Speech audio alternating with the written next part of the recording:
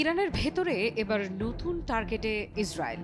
আর সেটি শুধু সামরিক ঘাঁটি নয়, বরং সরাসরি জ্বালানি অবকাঠামো। এই হামলা কি কেবল সময়ের অপেক্ষা? বিশ্বজুড়ে যখন চলমান সংঘাতকে কেন্দ্র করে জ্বালানি তেলের হাহাকার, তখন এমন হামলার হুমকি নতুন করে সংঘাতের উত্তেজনাকে বাড়িয়ে তোলে শতগুণ। মধ্যপ্রাচ্যের উত্তপ্ত পরিস্থিতি নতুন মোড় নিচ্ছে।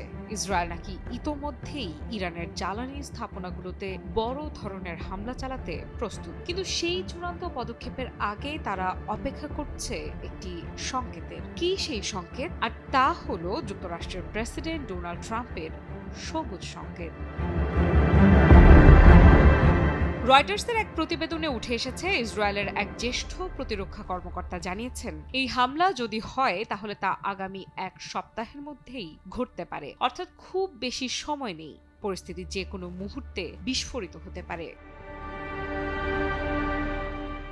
এখন প্রশ্ন হচ্ছে, জ্বালানি স্থাপনা কেন? কারণ এটি ইরানের অর্থনীতির মূল শিরা। তেল ও গ্যাস, এই দুই শক্তির ওপর দাঁড়িয়ে আছে দেশটির অর্থনৈতিক শক্তি।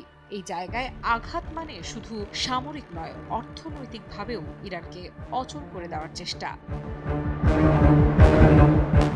কিন্তু এই পুরো হিসেবের কেন্দ্রবিন্দুতে রয়েছেন ডোনাল্ড ট্রাম্প। তিনি ইতোমধ্যেই ইরানকে ৪৮ ঘন্টার আল্টিমেটাম দিয়েছেন। হরমুজ প্রণালী খুলে দিতে হবে, না হলে নরক নেমে আসবে ইরানের ওপর। নিজের সোশ্যাল মিডিয়া প্ল্যাটফর্মে ট্রাম্প লিখেছেন, সময় দ্রুত ফুরিয়ে যাচ্ছে, মাত্র ৪৮ ঘন্টা। এর মধ্যে সিদ্ধান্ত না এলে ভয়াবহ পরিণতি অপেক্ষা করছে।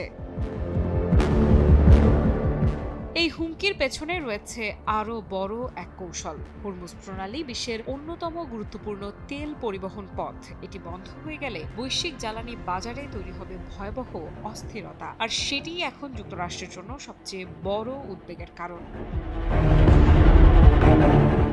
তবে ঘটনাপ্রবাহ এখানেই থেমে নেই। প্রথমে ট্রাম্প ৪৮ ঘন্টার হুমকি দিলেও পরে তিনি জানান, ইরানের সঙ্গে খুব ভালো ও ফলপ্রসূ আলোচনা চলছে। এমনকি সম্ভাব্য হামলা ৫ দিনের জন্য স্থগিত করা হয়, কিন্তু তারপর আবার সময়সীমা বাড়ানো হয়। নতুন ডেডলাইন মঙ্গলবার। যেন এক ধরনের মানসিক চাপ তৈরি করা হচ্ছে, যেখানে প্রতিটি ঘন্টা ইরানের জন্য আরও ভারী হয়ে উঠছে।